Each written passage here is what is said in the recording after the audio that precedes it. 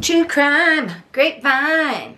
I'm feeling fine because I'm almost through. All right, we're to case 8 in episode 43. My mega, I'm back, baby.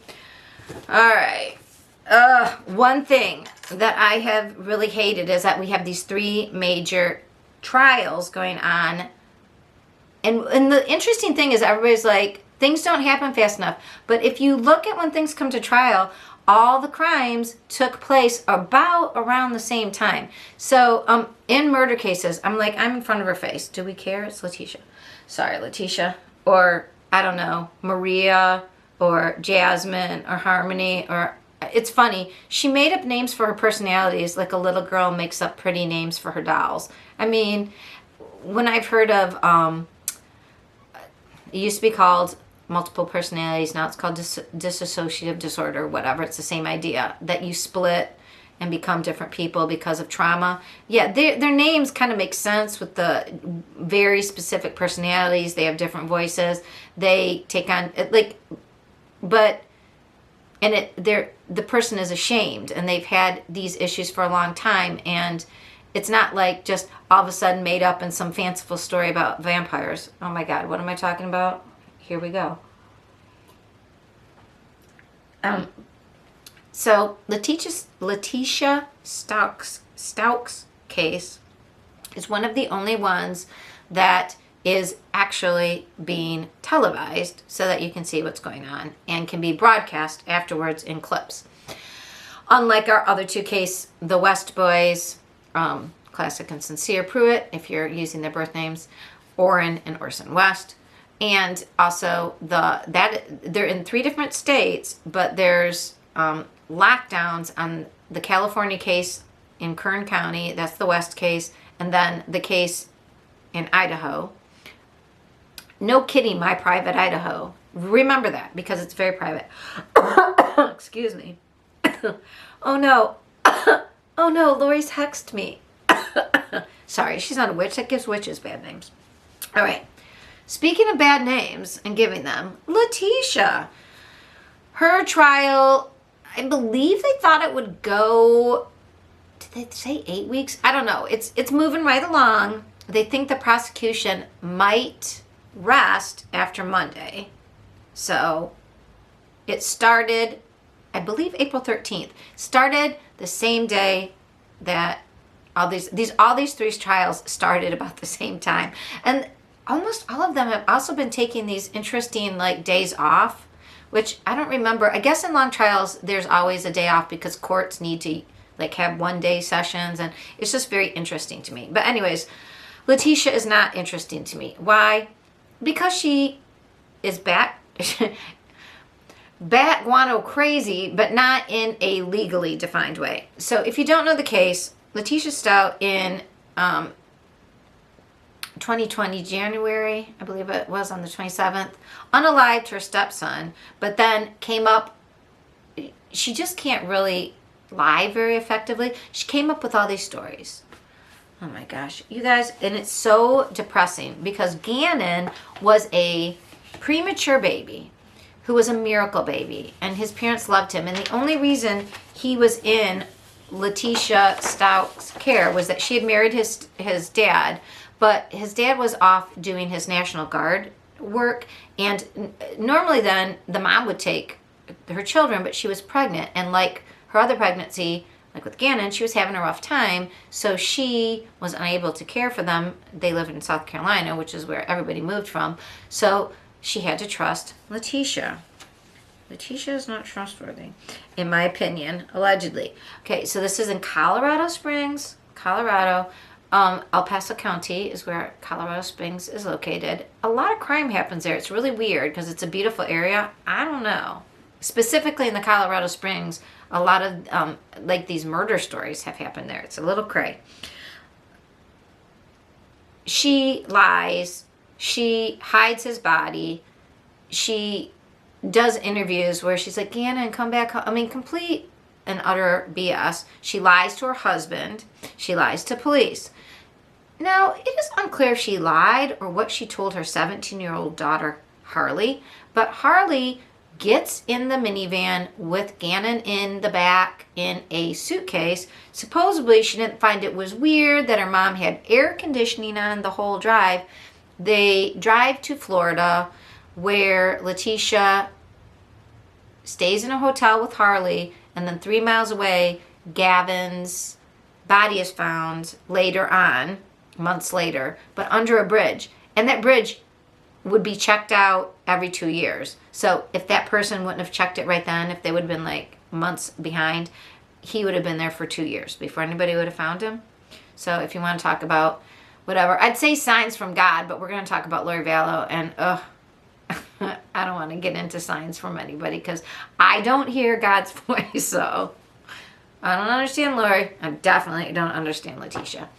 But anyways, thank goodness that the timing was right, so that he was found.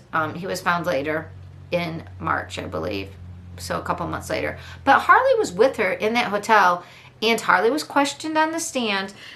Somebody gave the the 6 key points to the trial so far.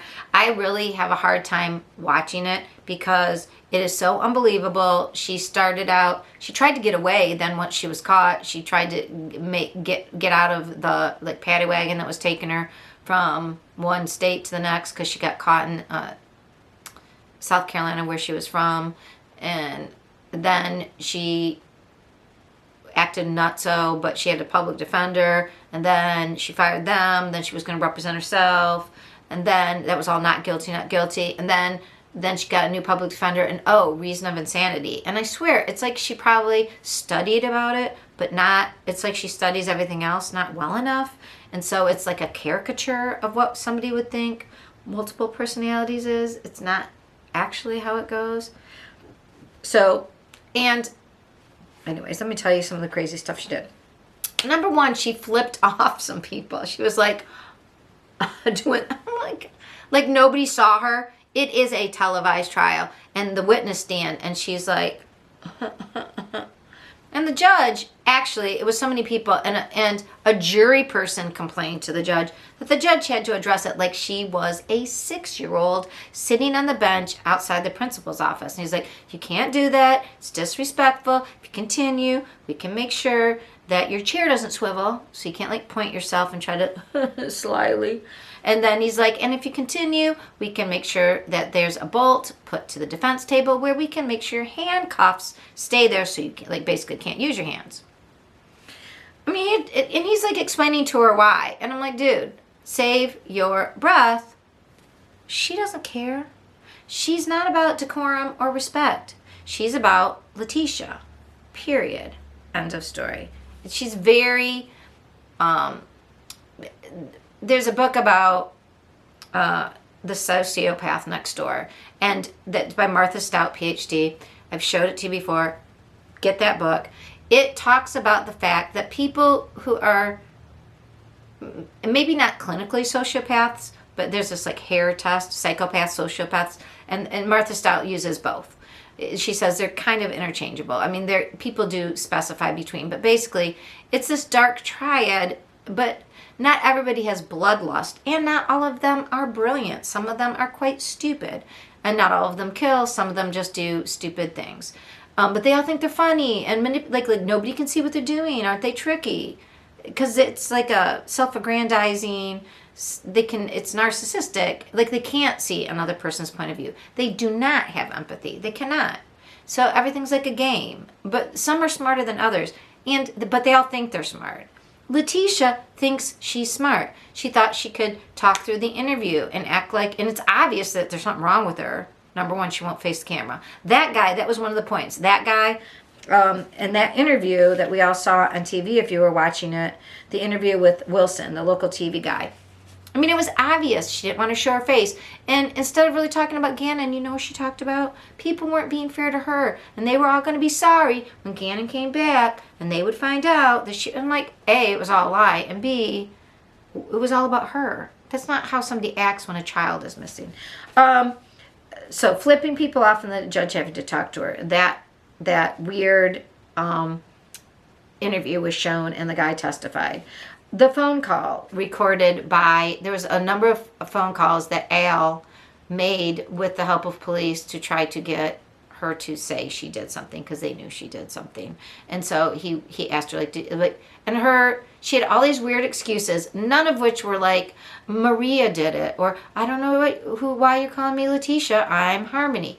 Like she doesn't use any of that weird stuff that she's coming up with now. No, she talks like a child, like a preteen trying to get out of trouble, just making up an excuse. And it's really heartbreaking and sad. That poor guy. He'll never be right.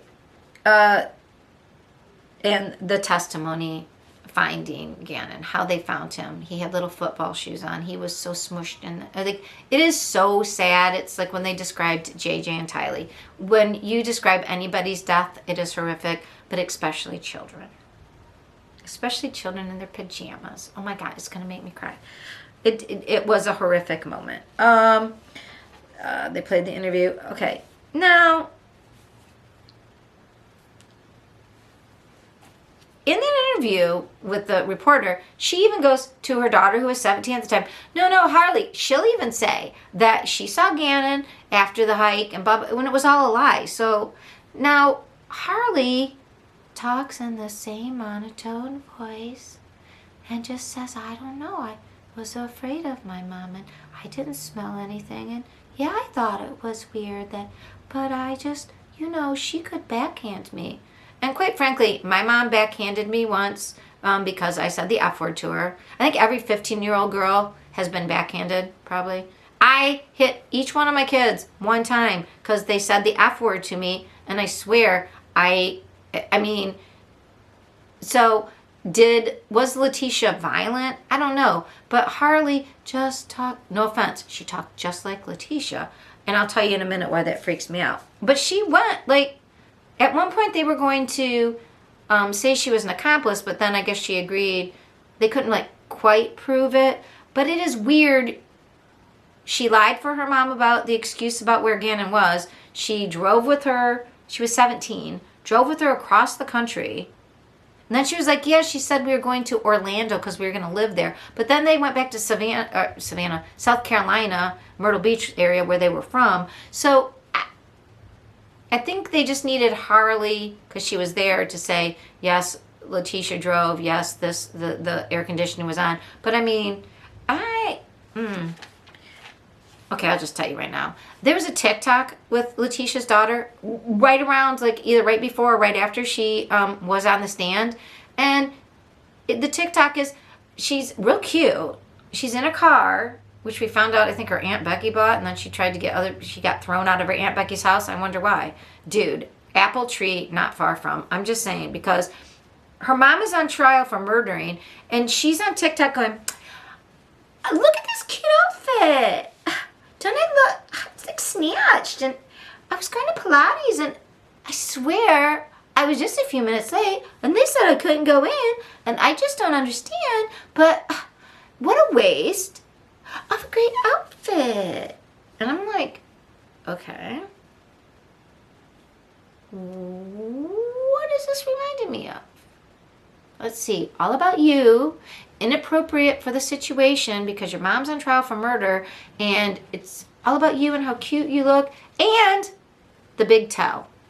Didn't understand the rules. How could it not apply to her? She was just a few minutes late. Why would the Pilates class, why wouldn't they let her come in late? Why isn't she special and different? I am telling you, the weird affect, the strange voice, the no emotion, talking about what is objectively a horrific thing her mom put her through. And she's like, well, I guess I was just afraid. But she didn't sound afraid. She didn't sound anything. And then that weird video. We'll be hearing more from her, I fear. I hope not. Harley, hope you get help. But we know a lot about parenting. I'm just saying. Look at Lori. Oh, that's a whole nother story. Okay, so the other big points were that the interview about the searches, oh my gosh, that she deleted on her phone.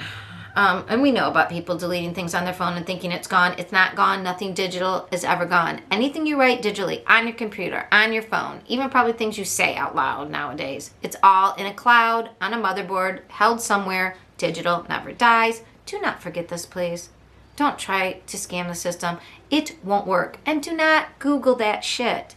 Do not Google your crimes, dodos. Or do. Please do. Please help the police.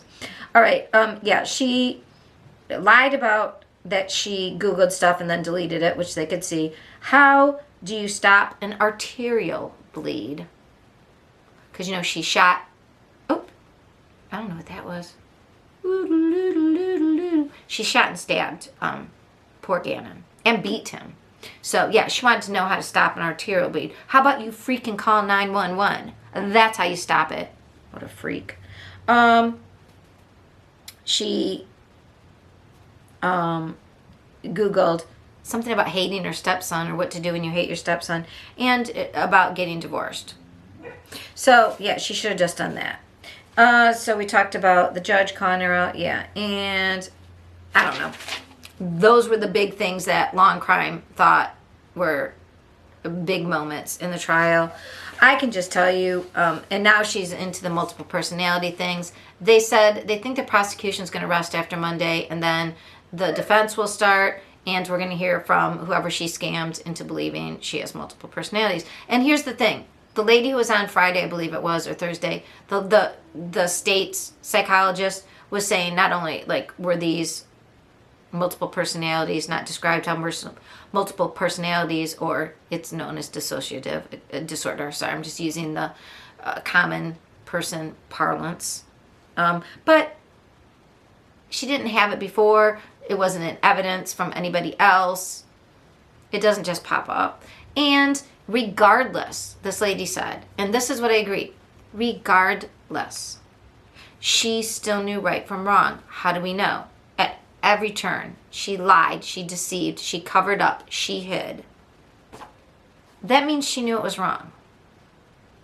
That is not the definition of legal insanity. So, you know how they say, bye, Felicia? Let's all say it. After you like and subscribe, bye, Leticia. Cannot even with that girl. I'll tell you what happens. Hopefully we get a guilty plea nice and fast. Sorry. She's allegedly guilty. Now, this for these trials, because I can't cover everything, I am watching a lot of it, but I watched everything about the Vallow case. I watched a lot about, I'm catching up on the West case. I'll tell you about those sources. But for the Leticia case, the two sources I'd like to recommend to you, my main squeeze sources from the Vine, are, this is Linda. She is the host of It's a Crime, a YouTube channel. I will make sure that they are linked below in the description. All my main squeezes usually are. Let me just tell you, Linda has been following the Gannon Stauch case from the beginning. She is a Canadian true crime devotee, YouTuber, host. She gets into details. She loves patterns. She loves timelines. Follow It's a Crime. She is following this case. This is close to her heart. She is a mom of a boy. And as a boy mom, she is very passionate about this case. Gisela K, host of, if you watch True Crime, you probably know her. Here's the little Grizzly, and it's Grizzly without an E. It's Grizzly True Crime. She is in the Netherlands, but she's South African. I love her voice. She does very long streams. She does go back, though. I need to learn how to do this. And she chapters it, so you can go look for what you need. Highly recommend these two ladies. They are doing updates and about the Leticia Stauch case. The docket is playing it live, and that's Big E, and he's the docket on YouTube now. He has a channel, and he also is on Twitter under the docket at Chasing Papers 89. Yeah, and Ickadmel is watching the case live. He's got a great sense of humor. When I watch trials, though, I'll tell you, I tend to go with the more dry, academic. That's just me. But Mel, if you know Mel, you know him. He's from Florida. He's a YouTuber who really knows what he's doing. He's very engaging. He makes things that are not fun. But you know, it depends on what your flavor is, how seriously something affects you. Like, not all cases affect, you know, they don't hit the same, and you don't want the same flavor all the time. It's like when you drink. Sometimes you're down for tequila. Sometimes, just a White Claw. Sometimes it's champagne.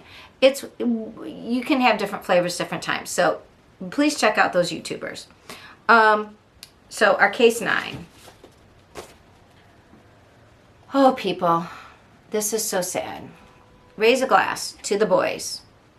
Hashtag, where are the boys? We still don't know where the boys are because this is a no-body crime. Although there was testimony that gave us a very good idea of probably what their demise was. You guys, I'm still catching up on this. I will tell you who I'm watching to catch up. This is one, it's harder to catch up because you have to read tweets afterwards, and it can't be, people can tell you about it, so you have to wait for the people who listened to it. It's only audio. And there are some people in court, but the YouTubers, my mainstays, my main squeezes, listen to it while it's live, and then they discuss it and have experts come and discuss it, like Judy Ron and the lawyer Maven, Jess, the lawyer Maven. I don't know if I said that right. She changed the name of her channel, but still the same person. Anyways, so it's, to catch up, it takes a little more effort, but it is very important that we all bear witness because the foster care system is broken. It is part of the Harmony Montgomery story that I covered earlier. And it is definitely part of this story. These little boys, their birth names were Sincere and Classic. They were 4 and 3 at the time of their unaliving, which we now, all the testimony has pinpointed the timeline to maybe even a specific night, September 19th, or, you know, or thereabouts of, I'm trying to think of 2020, because they were then reported missing by their adoptive parents December 21st of 2020. So, like in the Harmony Montgomery case, and like in the Vallow Daybell case, when children are not reported missing for long periods of time, of course, we can only assume that when there's months intervening, that there's been a very bad outcome, I guess. And so, but at the beginning, everybody was looking for these boys. They were reported as missing from their home. Some of the testimony is, we've seen a lot of this prior to the case. One of the reasons the case was locked down was because there was so much pretrial publicity. I'm more of gagging everybody before the trial and then making sure the trial is public, personally. But in this case, whatever. So, like the Vallow case, this case, the witnesses are sealed. We don't know who's coming next. So who have we seen thus far? Some of the people we've already heard from. Some people we did not. We heard from the officers who arrived. We saw their body cam. It had to get in. The defense did a really good job, or maybe Duty Run and the lawyer Maven, Jess, were talking about, the one defense lawyer, Jacqueline's, is very good at staccato, rapid asking questions to make the person just go, yes or no, yes or no, yes or no. And it makes them very nervous and like throws them off their game. So the officers, I guess the first couple days, didn't do a great job. I mean, the opening statements, right away we found out something new. It was the 10-year-old son of the couple that said he saw Oren be unalived. The older child, I believe. I get confused because of the different name changes, but I really want to continue to call them by their given names, which I believe is Sincere, was unalived. And then within days, the other child went missing. This is according to the 10-year-old. Now, the 10-year-old, I don't know what I think he has a disability. People are saying that, I don't know if that's accurate, but they're saying like they're going to try to trip him up. I guess they used the wrong form when they interviewed him. It was the form for a 10-year-old suspect, not a 10-year-old victim. But then again, at the time, I don't know, was he suspected of helping? See, that's the thing. One of the charges was that they pressured or involved a child in the commission of the crime. So was it the wrong form? I hate to say that, but at the time, I don't know. He hasn't been involved, but I mean, at the time, maybe they were thinking that the parents involved this kid. We expect to hear from him and the children this coming week, and that is going to be crazy. So again, it started out with the statement that the 10-year-old saw this and that the parents lied, and then the defense is, obviously, this is shoddy police work, and they'd never looked for anybody else but the parents. I mean, yeah, well, if the parents are lying where the kids are for months. And then there was a long testimony of Jacqueline that was put in, her testimony. And let me just tell you, again, flat affect, not really answering, sort of whining, being somewhat unwilling, reluctant, not looking for her kids, like kind of petulant, answering the questions, not great. And she made a statement, something to the effect of, well, she would be crying more if they were her birth kids, but and the actual foster parent prior to the Wests getting them, so the children had been removed from the care of the mother because there was a broken bone, and the mother had a reasonable explanation about a babysitter, but there's some weird thing going on in Kern County that I don't really understand. There was an accusation made that the people working in the system basically get quotas, like the more they move around, the more they make placements. But to make a placement, you have to take a kid away from somebody, right? That the more they do that and make a placement, especially when that ends up in adoption, they get points or money, or somehow it's tied to their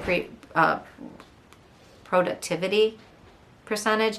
I don't know, but if that's true, that explains a lot, because the explanation of these boys and what happens, they got taken away, and then the baby classic was taken away right away, which is something else I never heard. I know if it's like drug addiction, I don't know, I don't understand, but I don't know the whole story. But anyways, this woman ended up with both of the boys. She loved them to death. So in listening to some of my main screen sources, one of the things I was talking about was Jacqueline's interview that was extensive, and I guess the jury got like an inch thick of the transcript that they will have, and it just was, as I was saying, very monotone, and it was sad how when she got to the part about they said, why aren't you crying?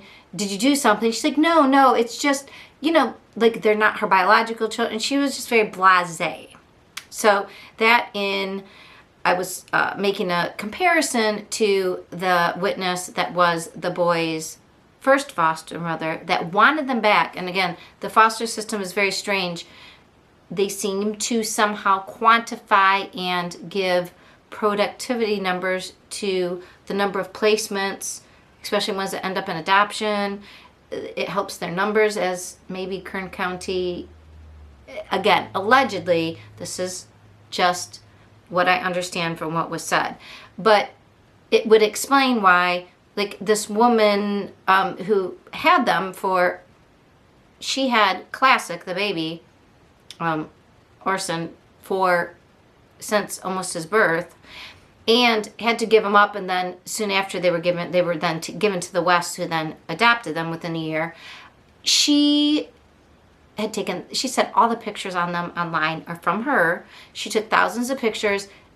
Another girl in her home, who was a foster girl, had a mark on her leg that the school thought they understood that maybe her foster father kicked her, and instead of investigating first and asking questions later, they went right to, they reported it as mandatory, reporters. But, I mean, the person came to the house and investigated them, and the mom said the guy was talking, and she said, please don't raise your voice, or he said, don't raise, it just got testy, which she said, this is a common occurrence where these people will come in and ask questions, and it just seems to be like you get used to it, but sometimes it's tiring.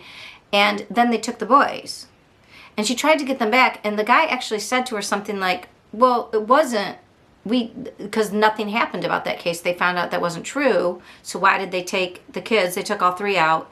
Why? And the guy goes, oh, we just felt like you were overwhelmed. Why? Because she raised her voice.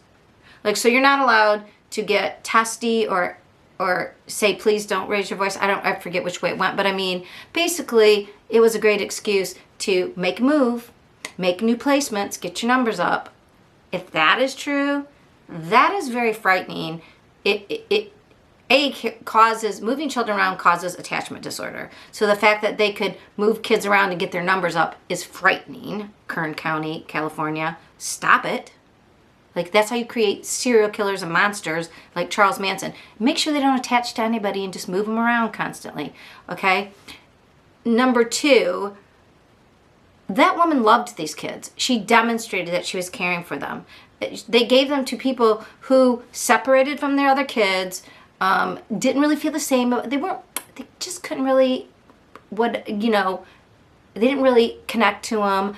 And the brother of Trezell said that they were known. He's like, yeah, I mean, they were the youngest, and he didn't see them that often, but they seemed like they were the whiny ones or the criers. And I'm like, oh my God. The West, Trezell and Jacqueline, had no income other than what they got from fostering and or adoption. No jobs. So again, there's something wrong with that system. Anyways, so thus far, the big moments, the police, California's police, again, they had their body cam, they showed things. The defense, Jacqueline's, Ms. Torres, her lawyer, seems to be the most aggressive, on the ball, very much an advocate, and gets in some shots, but there's not much to help with, if you would say. Like Jacqueline said, she had gone outside. She told the police, well, yeah, she went outside and she went down the street and she saw some other kids. Why didn't you ask them anything? Well, I didn't really go down the street. I mean, I went outside and looked down the street. And again, that camera from next door showed that she never went outside. And when they went inside, I guess the officer, the first big search warrant, he found a gun that Trezell had, and he moved it and put it on a bed in one of the children's bedrooms. And her lawyer's like, why did you put it on the kid's bed? And now, no children were in the house. And he said, well, I didn't know how the West were going to behave, and I just wanted it basically out of their reach in an unexpected place. So a lot of snarky comments, a lot of basically the police didn't do their job, but that really didn't hit that hard. The idea that the kids were seen as whiny, in the thing they did with the media, that first, this interview where he goes, oh, okay, all right, let me tell my story that I made up. And the kid goes, now first, which is not how somebody retells something. If you talk to a cognitive memory person, they will tell you that's not how you remember a memory. That's how you remember a story, like your lines. Okay, first I say this and then I say that. But during that thing, he called the boys rambunctious. Like, you're going to say something negative about a missing 4-year-old? That doesn't seem right. And why were those kids by themselves? Like, their stories didn't make sense. The biggest, bombshell was on day 11, I guess. There were 2 women who lived in the apartment.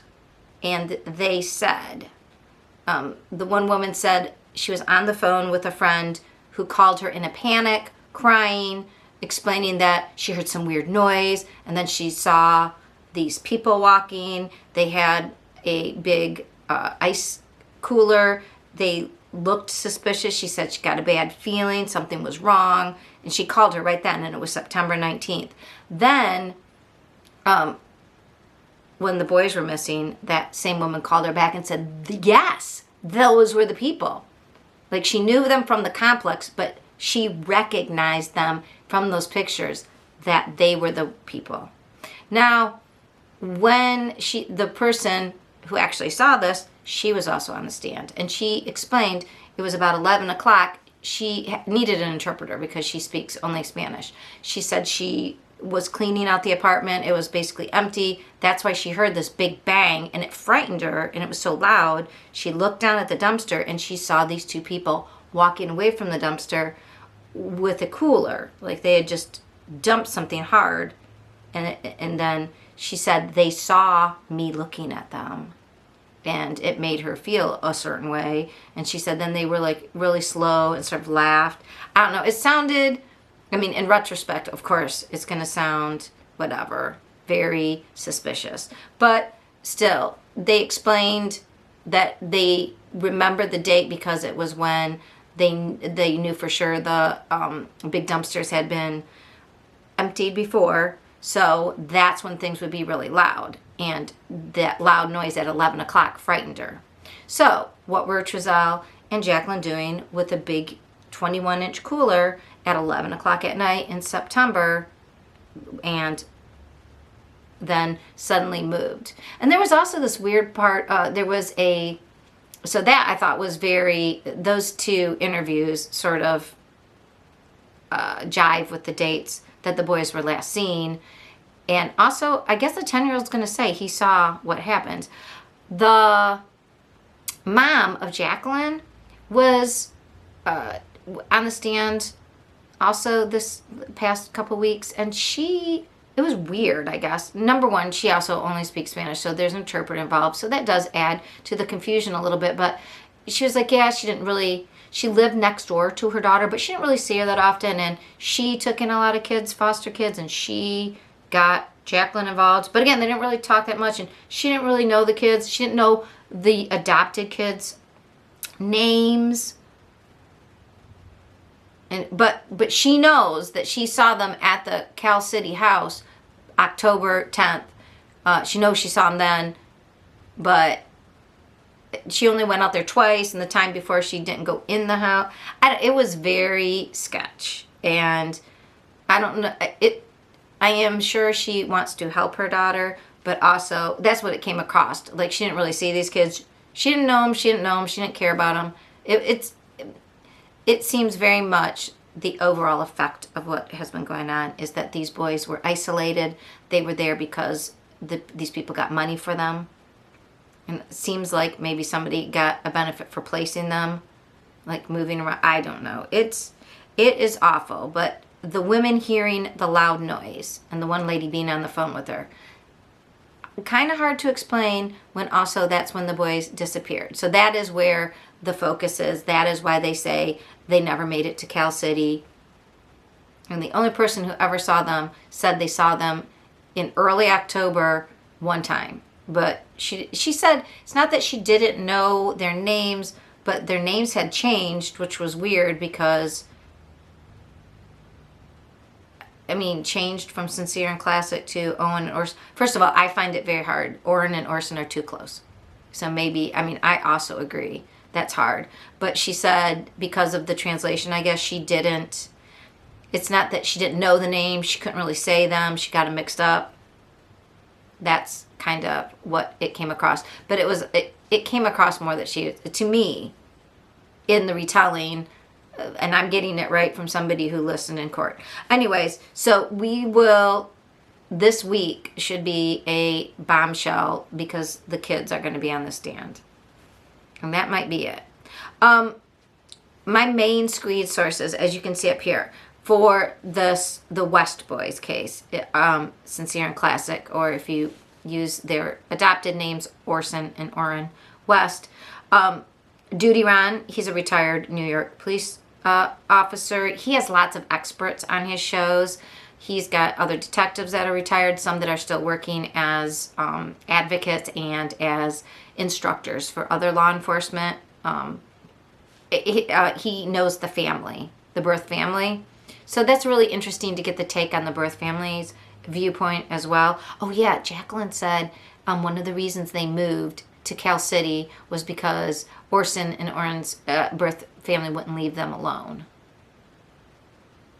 It just all seems, and the first foster mom said, no, she saw the mom. She came to every visit. It was like 2 hours twice a week or 2 hours twice a month. She saw them like in scheduled visits that a foster parent brings the kid to the facility where the parent is supervised, but interacts with the child for like 2 hours. And she didn't make it sound like the parents were stalking her. So very strange. Anyways, so we have Duty Ron. I suggest you go watch his YouTube show is at Duty Ron. And then Jess, she's an attorney, an advocate, and the host of the YouTube show Lawyer Mystery Maven.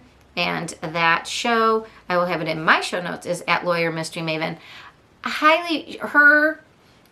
Like Duty Ron is doing like multi-day updates. He sometimes has Jess on, but Jess is doing like each day in court.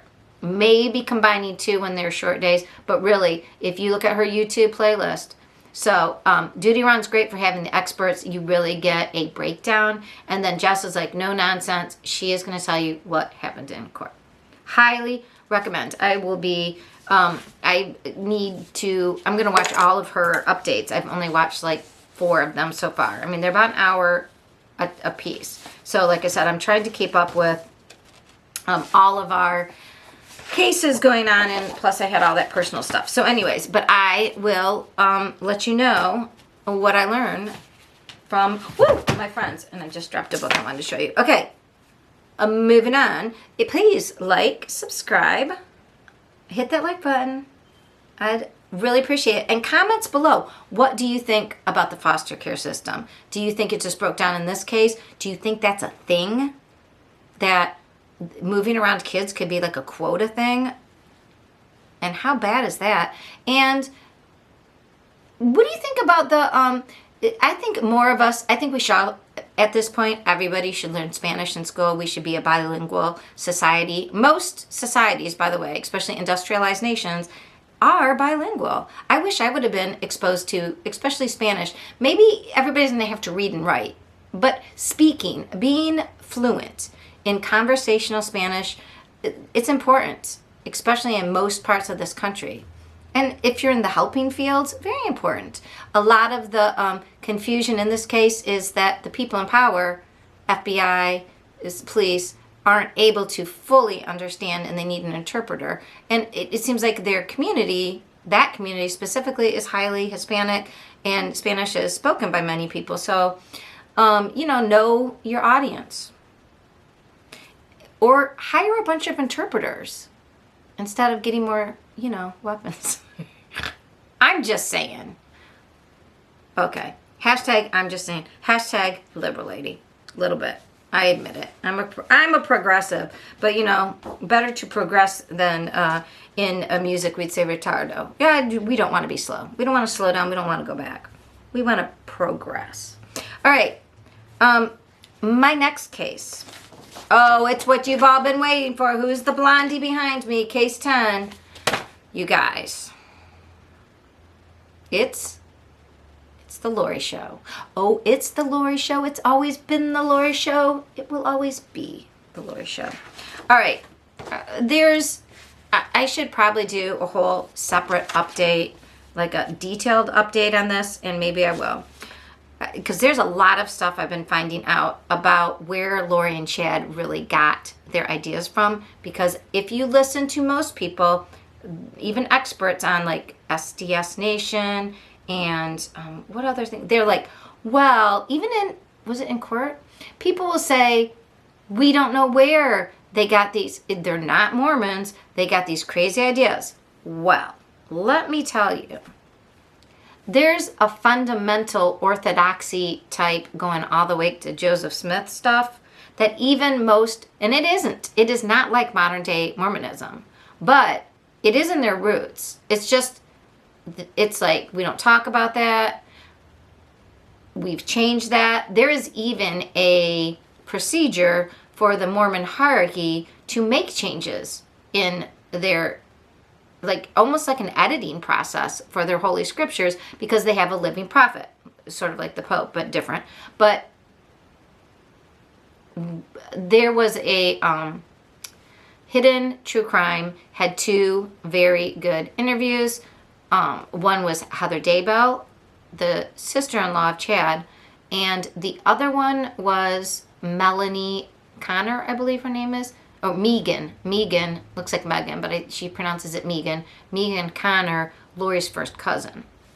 Lauren Matthias of Hidden True Crime did these 2 separate interviews. And Heather is a 3-parter, I think, but it was done like 5 months ago. And then Megan was just recently, and I wish Rob would have spoken to her, because these 2 interviews, I highly recommend both of them. They explain, one, a lot about Lori and her family culture, and the other one about Mormonism and what was versus what is, how it's interpreted, who interprets it in what manner, and how at least Heather Daybell felt after she found out that the stories that she was told about growing up, now in modern times, is not the history that she could Google about what happened historically, because Mormonism started in the 1880s, so there is actual historic records from non-Mormons about what happened during the very beginnings.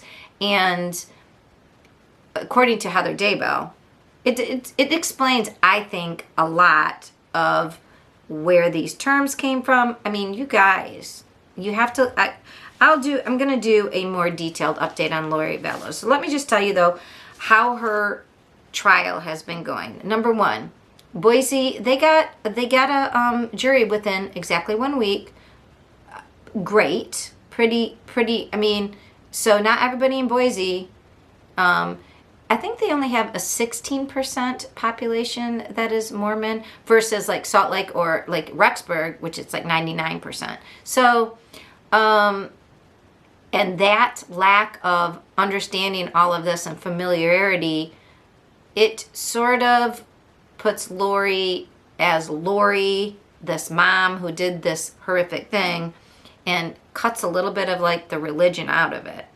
Boy, but if you understand the backstory, I think it's even more fascinating and disturbing of a story, which is definitely why they wanted it in Boise, and definitely why there is no, absolutely no real-time stuff.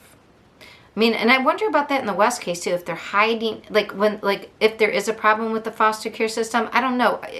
When there's a bigger problem with the system, whether it be governmental or like religious, it seems like people are more eager to go like, shut it down, keep control, package it, keep it quiet. Because people, if Lori Vallow's trial was like televised every day, I would watch the whole entire thing. Gavel to gavel, everybody would. It would be bigger than Johnny Depp. Because this case, for any mother, anybody interested in cults, anybody interested in religious doctrine that leads to murder.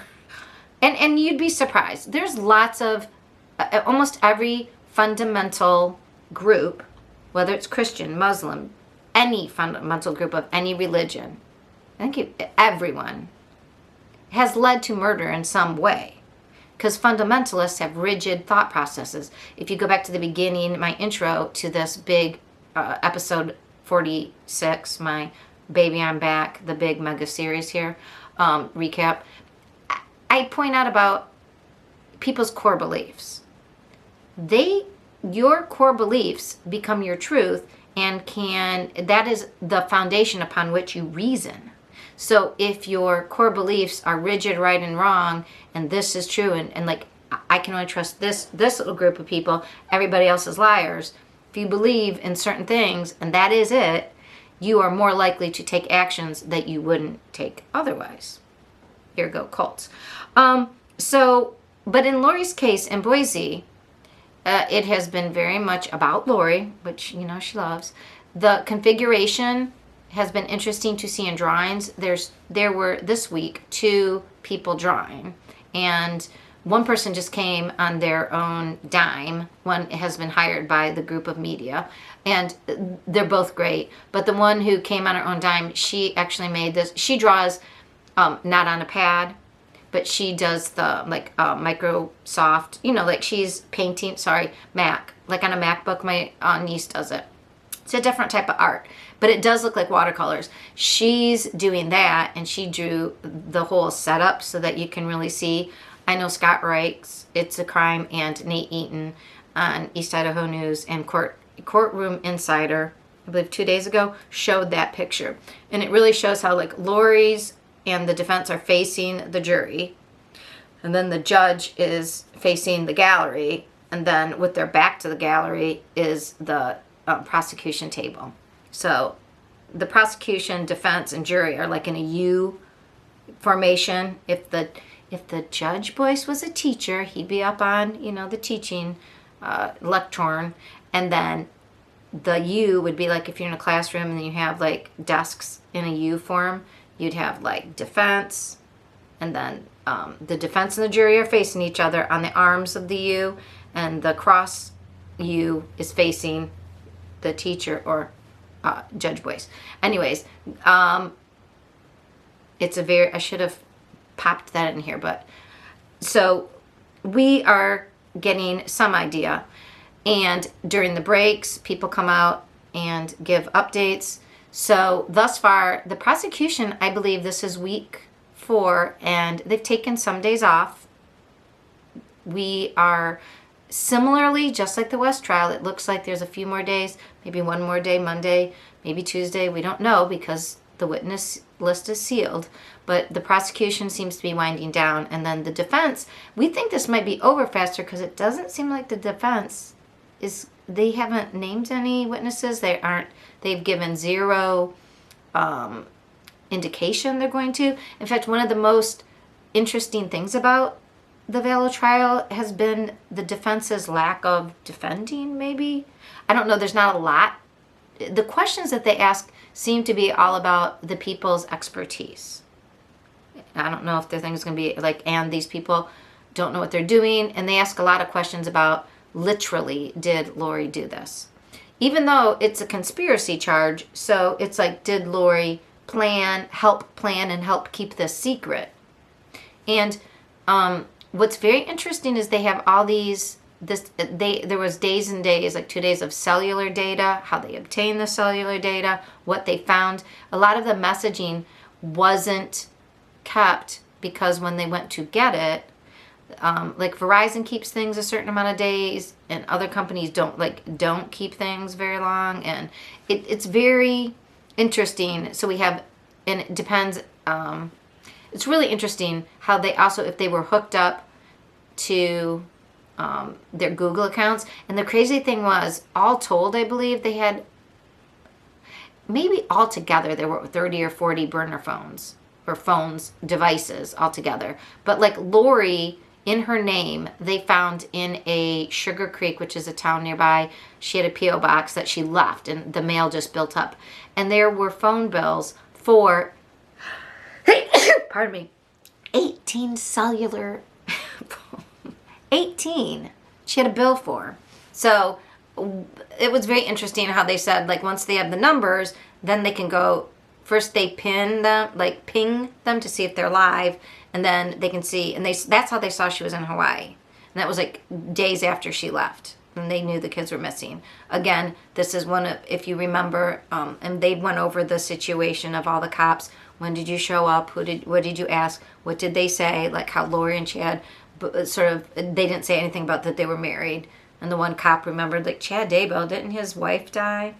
Oh, we heard the biggest, the cellular stuff was interesting. I wish we had more of actual what they said. But we can see when they communicated. And the days around the deaths, all 3 of them communicated at the times when you would expect them if they were in cahoots. Both Melanie Gibb and David Warwick said basically what they've said in interviews and in Chad's preliminary hearing. What was interesting is I have a theory. Of course I do. But David Warwick has always said Melanie woke him up because he was like flailing about. He was having this horrible bad dream. He doesn't really remember the dream, but the dream was disturbing. He was being attacked or somebody was being attacked. Anyways, I think that Melanie woke him up because she heard noises too. I think what they heard was JJ struggling. I am pretty sure that when they saw JJ brought in, he was drugged. And then Lori and Chad put the bags, and somebody put the bags over his head.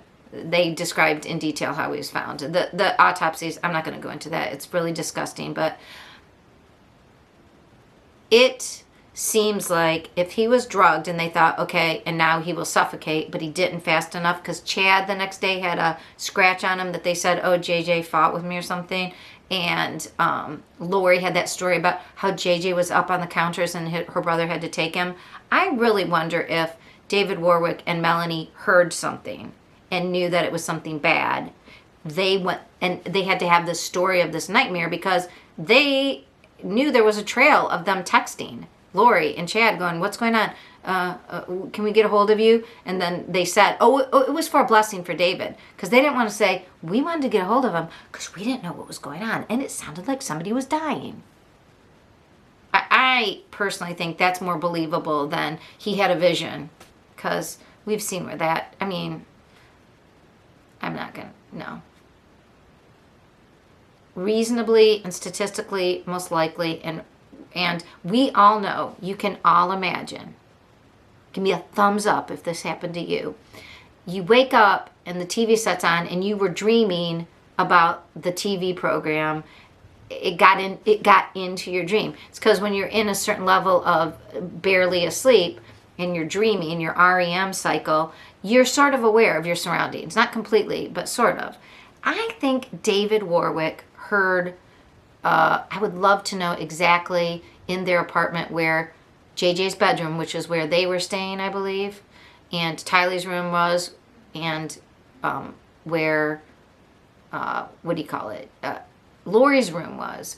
Because I'm telling you, I think that Lori and David, I think David Warwick, they're married, but they live apart, which I also think is weird.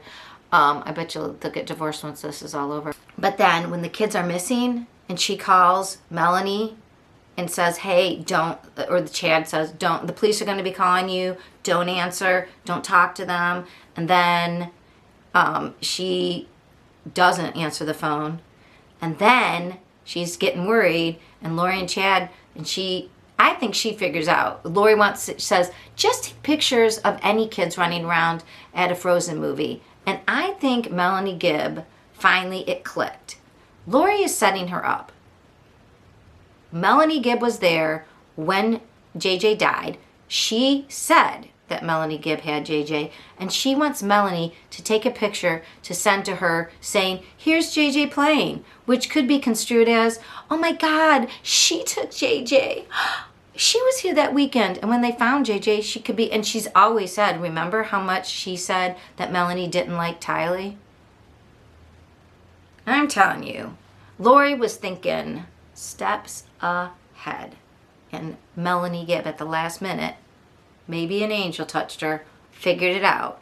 That bitch is gonna take me down for what went down.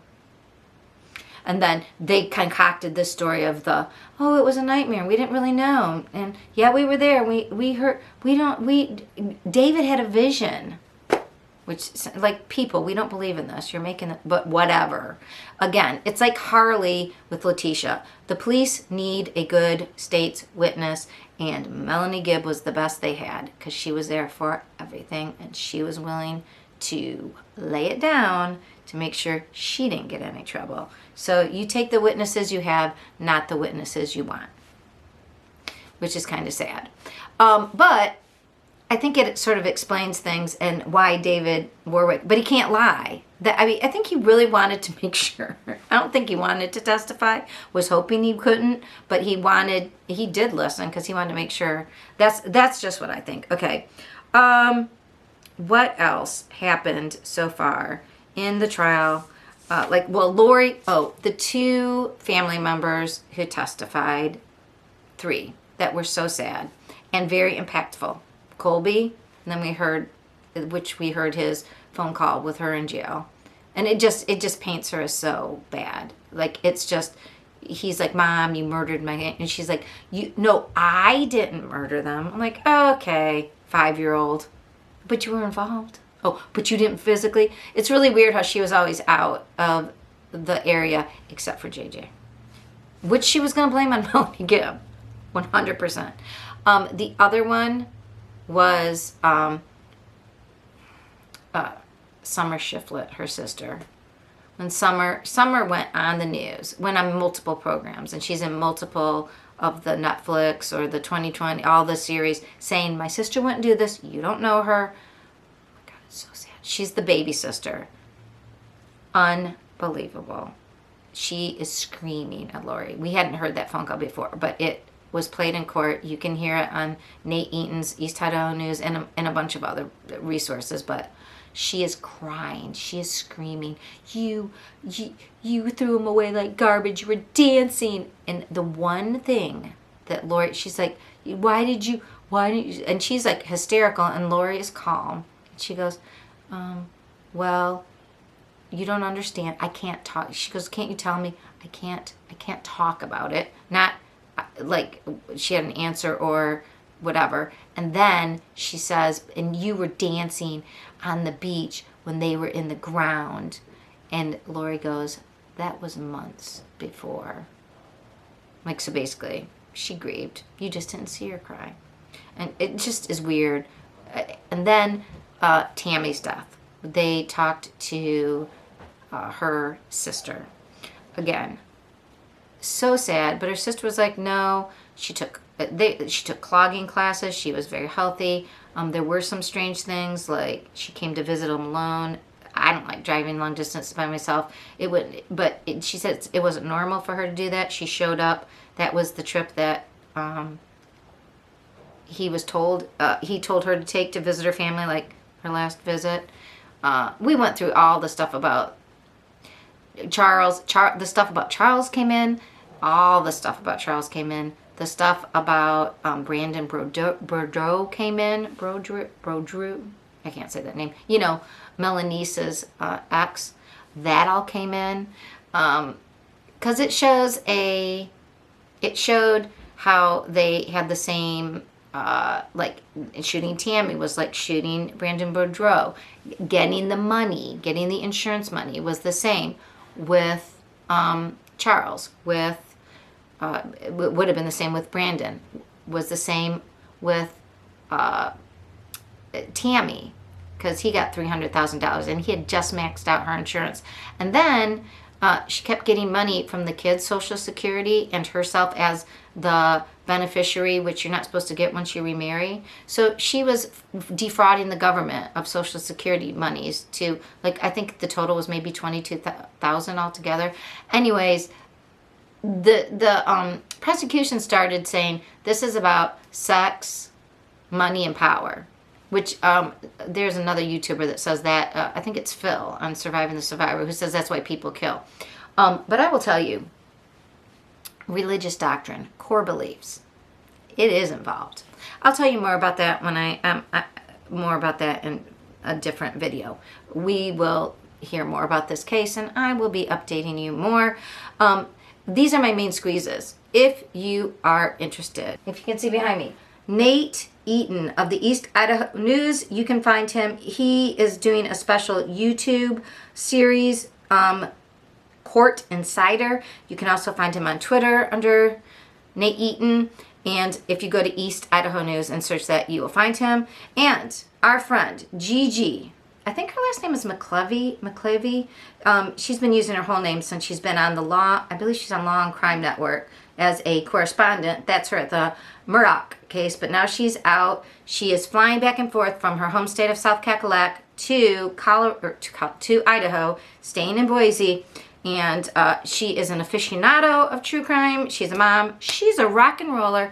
And she's the host of Pretty Lies and Alibis. And she is doing daily trial updates like Lady, the Maven for the West case. She is doing Really good, detailed, not too much detailed. It's done in like half an hour, but she is really telling you what happens. So is, I like Nate Eaton. I follow his Twitter because he's live tweeting very fast. You can only go back like 3,200, like 3,000 tweets, but you'd be surprised. It only gets you 1 or 2 days.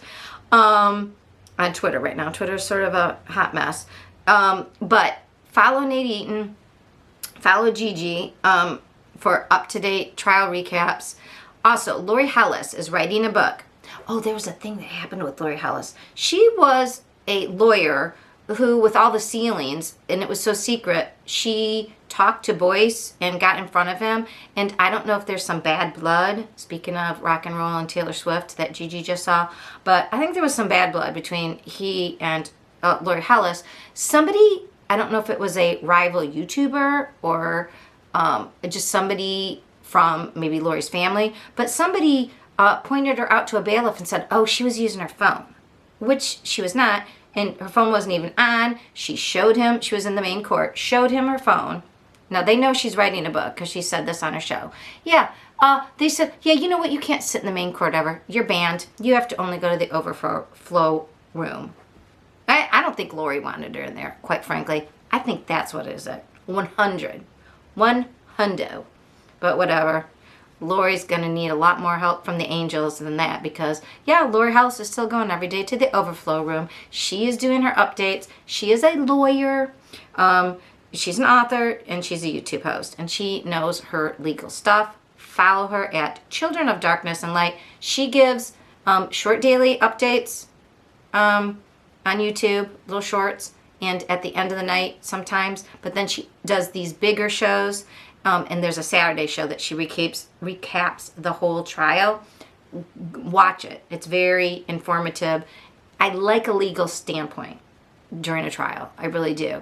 And I can't watch like the whole trial, so I like an interpretive, and so I use Nate and Gigi to give me like the facts, just the facts, and then I like Lori because she knows this inside and out. She's writing a book. I can't wait. And then Lauren Matthias of Hidden True Crime, she is a mom. She was a journalist, and she still does YouTube journalism. She's the host of At Hidden True Crime with her criminal psychologist husband, Dr. John, or as she calls him, Dr. Babe. She is the one who had the 2 interviews that I highly recommend. The one with Heather Daybell and the one with Megan Connor. That was recent. Watch those. We will have some things to talk about next time. Also, Mike King. Why Mike King? He is a cult expert. He was a police officer in Utah. He, not just a police officer, but an investigator. In fact, he worked on a unit specializing in cults. There was a certain cult that, I think it was the Children of Zion, that he had a part of saving children who were being essayed in that cult. And he wrote a book about it called Deceived, I believe, that you can order. Also, on his channel, his YouTube channel is Profiling Evil. He really talks about victimology, more of the analytic side of police work, and he also does this mapping. He has a timeline map, and he talks about geographical mapping, and I will tell you, check him out, Profiling Evil. He's very informative. He even has like classes you can sign up as a aficionado of true crime, and just so you can understand what's happening more. I find him very informative. That's it, folks. Thank you so much for joining me on this huge update. I will keep them shorter, and I'm going to try to update this in chunks, upload it in chunks so it's not too much, but I know the chunks will still be big because there was a lot to talk about. Please comment below. Let me know what trials you're watching. Let me know what you think. Let me know if you think my opinions are on target or if I'm way off base. That was a big sports analogy, wasn't it? Oh, there's Lori. She showed up out of nowhere. And there's just that. Let's just turn that off. Anyways, should be disappearing. The book that I read, When the Moon, I had a hard time saying this. When the Moon Turns to Blood. It is about the Lori Vallow and Chad Daybell story. I will tell you, I'm not sure how I'm going to talk about it because if you notice, look at that. I took notes on every extra page I could take notes on. I was trying, I was just taking notes. If you're an academic, you know about marginalia. What is marginalia? Marginalia is when you write in the margins, your thoughts, your ideas, you talk back to the book. It actually, you're interacting with the material, and if you're a student or anybody, it's really good because it sets it in your brain because you're interacting, not just reading. It's not just passing by. So anyways, I will tell you, do I think it's worth the price? Yeah. If you are already obsessed with the case and have watched every single thing, I'll talk about each chapter. I mean, you might know a lot about this, but there was stuff I didn't know. I am also, it fell, because of this whole thing and because of watching Megan's interview and then reviewing Heather's, that was 5 months ago, I am also going to be rereading. I read this a long time ago when it first came out, Under the Banner of Heaven, which is about another fundamental Mormon crime that occurred. And I'm not talking about the Warren Jeffs, but he talks about them. He talks about a lot of stuff that happened. I am telling you, people, very interesting. So I will be doing my book report, and my first, I finished reading this by Leah Saddle. Boy, you can really tell dyslexia, and it's late at night. Good book. I do recommend it.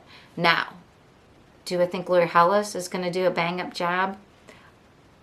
I want to read her book. I'm very excited. But hers, it won't be done until this is all done, until Chad's trial is finished. So it's still being written. In the meantime, When the Moon Turns to Blood, well worth it. You can get it on Amazon. I'm going to be reviewing it more in my Partners in Crime book club. So look for that upload soon. But I hope you enjoyed all my trial updates and the old case updates and the new cases. Let me know what you think. Bye.